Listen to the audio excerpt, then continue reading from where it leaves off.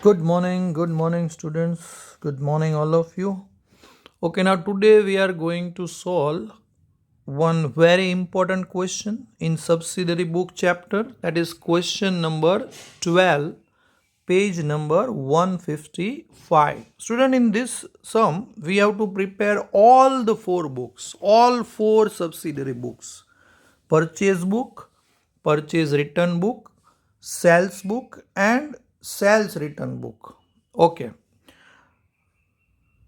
we have solved some examples earlier, but in that we had to prepare limited subsidiary books. Clear? But this is an exclusive example.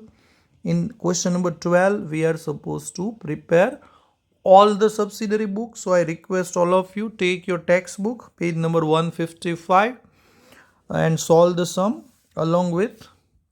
Okay, so first of all, students, draw lines for all the subsidiary books. We have to prepare purchase book, as well as we have to prepare purchase return book.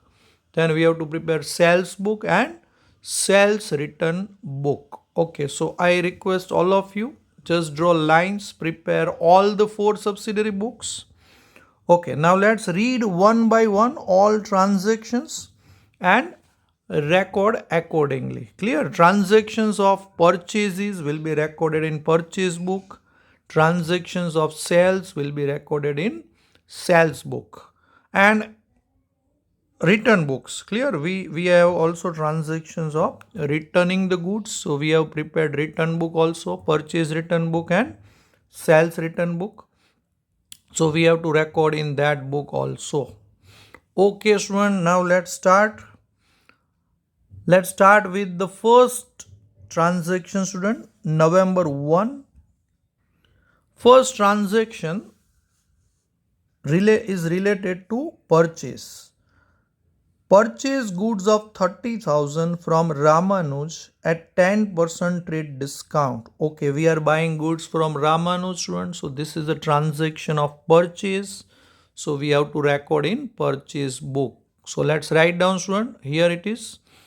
Date 1st November. Name of supplier is Ramanuj. Bill number 120 and the amount is 27,000. Actually it is 30,000, but there is 10% discount. So if you deduct 10% out of 30,000, then you will get 27,000. 30,000 minus 3,000. Okay, student, first transaction is over. Now the next transaction is dated November 4. Again we are buying goods, but this time we are buying goods from Nirmi. We are buying goods of 12,000 at 10% cash discount. Now student, you know very well that cash discount is not calculated. Clear? We have to count only trade discount. So cash discount we will avoid. This is a credit transaction. In credit transaction, cash discount is not applicable. Okay, so let's write down date 4 November.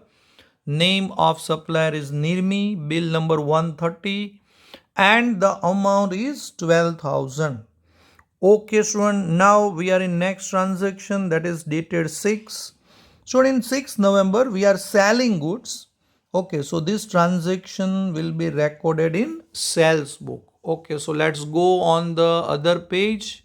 Yes, here it is, student. On next page I have prepared sales book as well as sales return book. Okay, so let's write down. So we are selling goods to Suresh at 5% TD and 3% CD. CD, as usual, we don't calculate, student. We have to calculate only trade discount. Okay, so we are selling goods to Suresh. So 15,000 is the amount of goods minus 5% discount. 5% of 15,000 is 750. So 15,000 minus 750 will give you 14,250. This is the amount, student. Okay, date, name of customer is Suresh, bill number is given and the amount is 14,250 after deduction of trade discount. Okay, now next transaction is 11th of November, but student, 11th of November is a cash transaction. We are buying goods of 10,000, but name of any person is not available, so we will ignore that. Okay, now we are in transaction dated 15. Student, 15th date is very important. This is a 15th transaction is different. It is of return. Let's read it.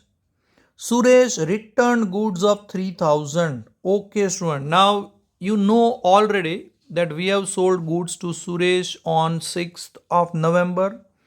Okay, now Suresh is returning goods on 15th November. આપણે જે good student સુરેશને વેચ્યો હતો 6 date ઉપર એમાંથી 3000નો good સુરેશે આપણને પાછો આપી દીધો. Okay, so this is nothing but sales return. So this transaction will be recorded in sales return book. વેચેલો ગુડ્સ પાછો આવે તો એને સેલ્સ રિટર્ન કહેવાય સ્ટુડન્ટ. ચલો તો ડેટ લખી નાખીએ આપણે 15th of November. Okay, then name of person is Suresh, credit note number is 20 and the amount of goods is 3000. Okay, it is very simple student. Now we are in next transaction. Next transaction is also very important, that is 17th November. Okay, now student, this transaction is of purchase return. Okay, એટલે આની entry આપણે purchase return બુકમાં કરશું. એટલે આપણે પાછા આગળના page ઉપર જતા રહીએ પહેલાં. Yes, here on your screen student. ચલો, આપણે પરચેઝ બુક ઓલરેડી બનાવેલી જ છે સ્ટુડન્ટ. અને આ જે 17 તારીખનો ટ્રાન્ઝેક્શન છે એમાં પરચેઝ રિટર્ન છે સ્ટુડન્ટ. ઓકે, એટલે પરચેઝ રિટર્ન બુકમાં આપણે એન્ટ્રી કરશું. Let's read the question. 40% goods returned to Nirmi. Okay, so we are returning goods to Nirmi. Now you already know student that on 4th November we had purchased goods from Nirmi worth rupees 12,000. Okay, now we are returning 40% of the goods. Okay, so 40% of which amount student? Okay, now you know that the date of transaction is 17th November. Name of supplier is Nirmi. Student, આપણે નિર્મી પાસેથી already 12,000નો goods અગાઉ લીધેલો છે. ચલો, એ 12,000ના ગુડ્સમાંથી 40% goods આપણે એને return કરીએ છીએ. ઓકે, તો કોના 40% કાઢવા એ મારો ક્વેશ્ચન હતો. ઓકે, તો સિમ્પલ છે સ્ટુડન્ટ કે નિર્મી પાસેથી આપણે 12,000નો ગુડ્સ લીધો છે, બસ તો એના જ 40% આપણે કાઢીએ. 12,000ના 40% સ્ટુડન્ટ થાય છે, yes, 4,800. Okay, so 40% of 12,000 is equal to 4,800. Okay, so that is our amount and this is a purchase return.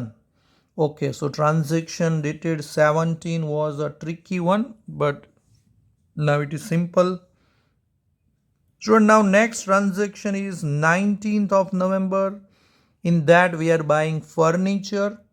Okay, but as you know that in purchase book we can record transactions related to goods only. Transactions of assets cannot be recorded. Furniture is asset student. Okay, so transaction dated 19th November will not be recorded. Okay, means in this book it will not be recorded. There is a separate book for that transaction, but we cannot record it in purchase book. Purchase book student ખાલી goods માટે હોય છે, એસેટ્સની entry આમાં કરવાની નથી. Okay, now 20th November, purchase goods of 90,000 from auntie. Half of the amount is paid immediately. Okay student, અહીંયા કોઈ પાર્ટીનું નામ છે ઓન્ટી. ઓન્ટી પાસેથી સ્ટુડન્ટ આપણે 90,000નો ગુડ્સ લીધો છે, અડધા પૈસા આપણે અત્યારે જ આપી દીધા છે. Now you know the rule of subsidiary book that even if we pay half amount then also we have to record the full amount. Okay, so this transaction will be recorded in, yes, purchase book student. Clear? So let's write down the amount is 90,000, the date of transaction is 20. Then we have to write the name of supplier, auntie or something like that. I don't know how to pronounce it, auntie or auntie. And the amount is 90,000. Okay, there is no discount. So we have written directly student. Okay, done. Now next transaction student, after 20 Now we are in 21. So 21 is very important transaction. So please concentrate here. Let's read it first. All the goods purchased from Auntie sold to Bala for rupees 1,08,000. Okay student, એટલે આપણે ઓન્ટી પાસેથી જે goods લીધો તો student એ બધો જ goods બાલાને આપણે વેચી દીધો. ઓકે, તો સ્ટુડન્ટ આ એક સેલ્સની એન્ટ્રી છે. ઓકે, એટલે સેલ્સ બુકમાં એની એન્ટ્રી થશે. ચાલો તો આપણે પહેલાં તો સેલ્સ બુકના પેજ ઉપર જતા રહીએ. ચાલો આ આવી ગયું તમારા સ્ક્રીન ઉપર. In sales book we did only one entry student so far, that is of Suresh. Now we have to record one more entry in date 21. Student 21 ડેટમાં એવું કીધું છે કે આપણે ઓન્ટી પાસેથી જે ગુડ્સ લીધો હતો ને 90,000નો, એ બધો જ ગુડ્સ આપણે બાલાને વેચી દીધો. કેટલામાં વેચી દીધો સ્ટુડન્ટ? યસ, 1,08,000માં વેચી દીધો. પણ એમાં 10% ડિસ્કાઉન્ટ છે સ્ટુડન્ટ, 10% ડિસ્કાઉન્ટ આપણે આપીએ છીએ. એટલે 1,08,000માંથી 10% માઇનસ કરો, એટલે કે 10,800 માઇનસ કરો. યસ, તો પહેલાં આપણે એન્ટ્રી કરી નાખીએ. First let's write down the date 21st November. The name of customer is Bala. Bill number is 360 and the amount is 97,200. How we derive that amount? That is written in the bracket, student. 1,08,000 is the selling price, but we are giving 10% discount. So 10,800 is the discount. So the remaining amount is 97,200. Okay, so this is the entry of sales. શું આ સમ જે છે એમાં ફરી વાર કહું છું તમને, ચારેય બુક બનાવવાની છે તમારે. Purchase book, purchase return book, sales book અને સેલ્સ રિટર્ન બુક, ચારેય બુક એક સાથે બનાવવાની છે, એક જ સમમાં બનાવવાની છે, બરોબર. એટલે એક પેજમાં તમે 2 બુક બનાવો તો ચાલે, અથવા 3, જે રીતે જગ્યાની જરૂર પડે એટલી તમે પ્રોવાઈડ કરો. ઓકે, ચાલો તો સ્ટુડન્ટ 21 ડેટની એન્ટ્રી થઈ ગઈ છે. 21st પછી આવે છે 23rd. Student 23rd entry is most important in question number 12. Okay, so that is very important. We have to focus. Okay, I read the question first. 23rd November, Bala returned half of the goods which was sent to Auntie. Okay, now what is the meaning? First, let's focus on Bala's entry. Bala returned half of the goods. Now what is the meaning? Okay, એટલે આપણે બાલાને જે goods વેચ્યો student 97,200નો, એમાંથી એણે half goods, અડધો goods આપણને પાછો આપી દીધો student. Bala is returning half of the goods. So what is the half of 97,200? Okay, so you can use calculator. 97,200 divided by 2. Okay, so that is called sales return student.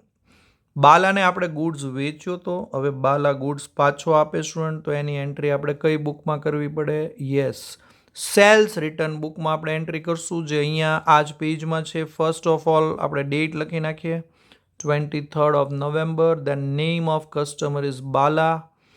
Okay, હવે કોના હાફ કરવાના છે student? 97,200ના half, and that will give you 48,600.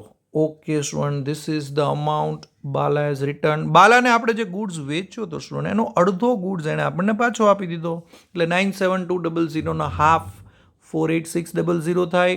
આને sales return કહેવાય student. Cells કરેલો goods પાછો આવે તો એની એન્ટ્રી સેલ્સ રિટર્ન બુકમાં થાય. ચાલો તો આપણે કરી નાખી. હવે સ્ટુડન્ટ અહીંયા એક બહુ ઇમ્પોર્ટન્ટ સેન્ટેન્સ આપ્યું છે પાછું, કે વિચ વોઝ સેન્ટ ટુ ઓન્ટી. એટલે બાલાએ આપણને જે ગુડ્સ પાછો આપ્યો એ આપણે કોને પાછો આપી દીધો? ઓન્ટીને. Why we are returning to ઓન્ટી?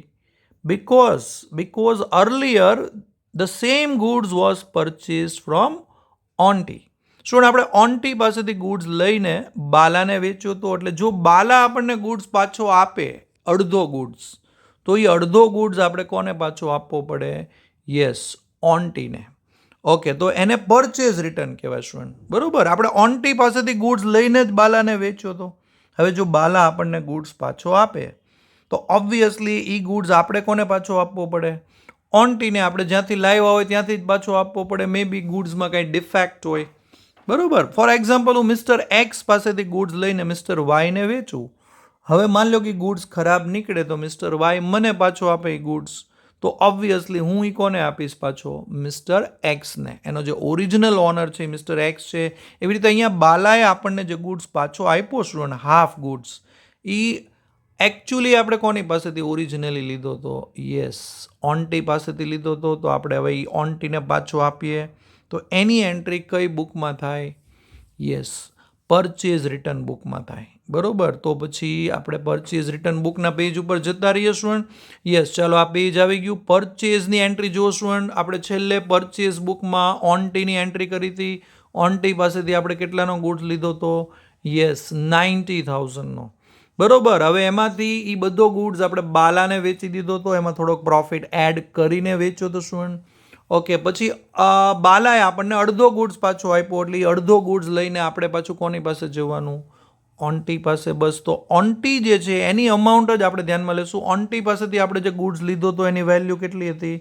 Yes, 90,000. હવે એના હાફ, એનો અડધો ગુડ્સ આપણે એને હવે પાછો આપશું. ચાલો, તો vote is the half of 90,000? Yes, half of 90,000 is 45,000. Okay, so date 23rd, name of supplier Onti, and the amount is 45,000. ચાલો, હવે ઘણા કે સર આ 45 ક્યાંથી આવ્યા? 90 ના હાફ. એ તો બરોબર, પણ બાલાએ આપણને જે ગુડ્સ પાછો આપ્યું એની વેલ્યુ તો કંઈક અલગ હતી. તો એ 48,000 સમથિંગ હતી. તો આ કેમ 45 થઈ ગઈ? ઓકે, તો આને થોડુંક ડિટેલમાં સમજીશું. આ જે ટ્રાન્ઝેક્શન છે એને થોડુંક ડિટેલિંગ કરશું આપણે. ચાલો, એક કેલ્ક્યુલેશન જોઈ લઈશું. ઓન્ટી પાસેથી આપણે ગુડ્સ લીધો સૌથી પહેલાં. ચાલો, ઓન્ટી પાસેથી આપણે કેટલાનો ગુડ્સ લીધો? યસ, 90,000નો ગુડ્સ આપણે ઓન્ટી પાસેથી લીધો. કઈ તારીખે લીધો તો યાદ કરો? 20th, 20 તારીખે, 20th નવેમ્બર. ચાલો, હવે આ બધો જ ગુડ્સ ઓન્ટી પાસેથી જેટલો ગુડ્સ લીધો તો એ બધો જ ગુડ્સ આપણે કોને વેચી દીધો? બાલાને. યસ, હવે બાલાને આપણે આમ તો 1,08,000માં વેચ્યો તો સ્ટુડન્ટ, પણ 10% ડિસ્કાઉન્ટ આપ્યું એટલે આપણે ફાઇનલ અમાઉન્ટ જો કેલ્ક્યુલેટ કરીએ તો એ આવે છે 97,200. Okay, so goods of 90,000 was sold to Bala for 97,200. Okay, તો આ 90,000ની એન્ટ્રી આપણે સ્ટુડન્ટ પરચેઝ બુકમાં કરી હતી, કારણ કે એ પરચેઝની એન્ટ્રી છે, અને બાલાની એન્ટ્રી આપણે કરી હતી સેલ્સ બુકમાં. ચાલો, હવે પ્રોબ્લેમ શું થયો સ્ટુડન્ટ કે બાલા જે છે એણે આપણને અડધો ગુડ્સ પાછો આપી દીધો. ચાલો, તો બાલાને આપણે ગુડ્સ વેચ્યો તો 97,200નો, એનો હાફ કરો તો 48,600 આવે. Okay, done. ચલો, તો આ 48,600 જે છે એને સેલ્સ રિટર્ન કહેવાય સ્ટુડન્ટ, કારણ કે સેલ કરેલો ગુડ્સ પાછો આવ્યો એટલે આ એન્ટ્રી આપણે સેલ્સ રિટર્ન બુકમાં કરવી પડે 48,600ની. અને આ બધો જ ગુડ્સ જે બાલાએ આપણને પાછો આપ્યો સ્ટુડન્ટ, એ ઓરિજિનલી તો આપણે કોની પાસેથી લીધો તો?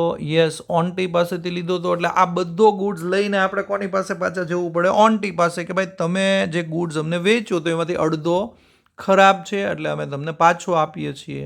બસ અહીંયા જ મેઇન પ્રોબ્લેમ છે સ્ટુડન્ટ, કે અહીંયા અમાઉન્ટ કઈ લખવી. ચાલો, આ બાકીની અમાઉન્ટ તો અહીંયા આપી હતી. બાલાની અમાઉન્ટ ગોતવામાં વાર ન લાગી, કારણ કે સીધું હાફ જ કરવાનું હતું.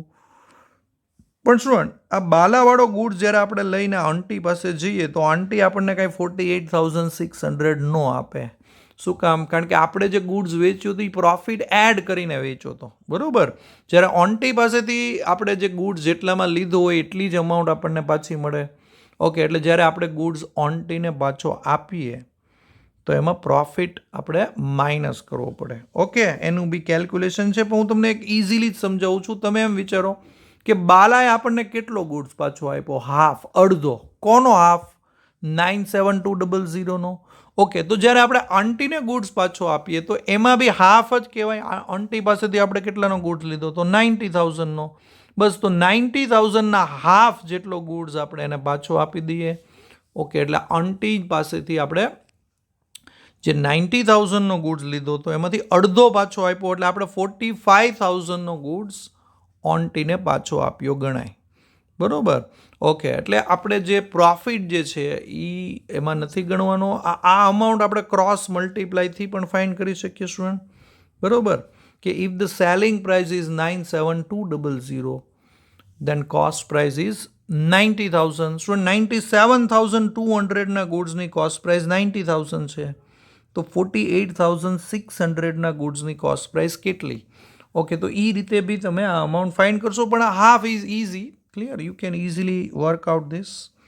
ચલો, તો it is very simple student. તો આંટીને આપણે 45,000નો ગુડ્સ પાછો આપીએ. તો આ 45,000ની એન્ટ્રી આપણે પરચેઝ રિટર્ન બુકમાં કરશું. શું આમાં એક જ એન્ટ્રીમાં બે આવી ગયું, સેલ્સ રિટર્ન બી આવી ગયું અને પરચેઝ રિટર્ન પણ આવી ગયું. ચલો, તો આ એન્ટ્રી આપણે કરી નાખી છેલ્લે ઓન્ટીમાં. ચલો, હવે 23rd ડેટ પૂરી કરી આપણે શું. હવે now we are in date 24. Karan place an order for rupees 30,000 at 10% trade discount. So an order is a non-economic transaction. You know that order is a non-economic transaction, so we cannot record order. So let's leave it. Now let's go to 25th. Goods sent to Karan as per order. 500 is added for carriage. ચલો, હવે student આપણે કરણે જે આપણને order આપ્યો હતો, as per order આપણે એને goods મોકલાવી દીધો, તો આને સેલ્સ કહેવાય સ્ટુડન્ટ. એટલે આની એન્ટ્રી આપણે સેલ્સ બુકમાં કરશું. ચલો, અમાઉન્ટ ઓફ ગુડ્સ 30,000 છે, એમાંથી 10% ડિસ્કાઉન્ટ માઇનસ કરો, તો that will come to 27,000. Okay, so let's record this entry student. Date 25th, name of customer is Karan, bill number is given, and amount is 27,000. 30,000 minus 3,000 will give you 27,000. Student અહીંયા કેરિયેજ પણ આપ્યું છે, પણ હવે તમને ખબર છે કે આપણે કેરિયેજ કે જીએસટી કે એની કોઈ એન્ટ્રી આમાં કરતા નથી. બરાબર, આપણે ખાલી ગુડ્સની જ એન્ટ્રી કરવાની છે. ઓકે, એટલે ગુડ સિવાય કોઈ એક્સપેન્સ આપ્યા હોય તો એને આપણે ધ્યાનમાં લેવાના નથી સ્ટુડન્ટ. ઓકે, ચલો, તો આ 27,000ની એન્ટ્રી પૂરી થઈ 25thની. Now next transaction student 26th. Cash purchases and cash sales. Cash transactions are not recorded student, so we cannot record this transaction. Okay, so 26th November will be cancelled. Now we are in 27th date. Let's read it.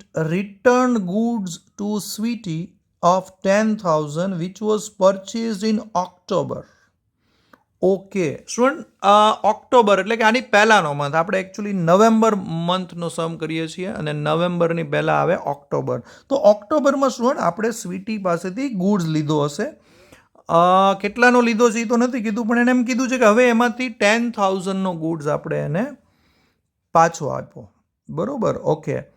તો sweetie પાસેથી આપણે અગાઉ goods લીધો તો ત્યારે તો entry આપણે purchase બુકમાં કરી હશે સ્ટુડન્ટ. હવે આપણે એને ગુડ્સ પાછો આપીએ છીએ 10,000નો, તો એને પરચેઝ રિટર્ન કહેવાય સ્ટુડન્ટ. બસ, તો આપણે પરચેઝ રિટર્ન બુકના પેજ ઉપર આવી જઈએ. ચલો, પરચેઝ રિટર્ન બુકમાં બે એન્ટ્રી ઓલરેડી કરેલી છે સ્ટુડન્ટ, અને એમાં એક એન્ટ્રી એડ થશે 27 ડેટની સ્વીટી, અને અમાઉન્ટ ઇઝ 10,000. ચાલો, હવે સ્ટુડન્ટ લાસ્ટ એન્ટ્રીમાં આપણે આવી ગયા છીએ. Last, we are in the last transaction. Last transaction sales રિટર્નનો છે સ્ટુડન્ટ, તો આપણે સેલ્સ રિટર્નના પેજ ઉપર આવી જઈએ. Current return half of the goods. ચલો, કરંટ જે છે એણે આપણને અડધો ગુડ્સ પાછો આપી દીધો સ્ટુડન્ટ. તો 25th ડેટમાં જુઓ, કરંટની એન્ટ્રી ઓલરેડી હાઇલાઇટ કરેલી છે મેં. કરંટને આપણે કેટલાનો ગુડ્સ વેચ્યો હતો સ્ટુડન્ટ? યસ, 27,000. એમાંથી અડધો હાફ ગુડ્સ એને આપણને પાછો આપી દીધો. તો vote is the half of 27,000?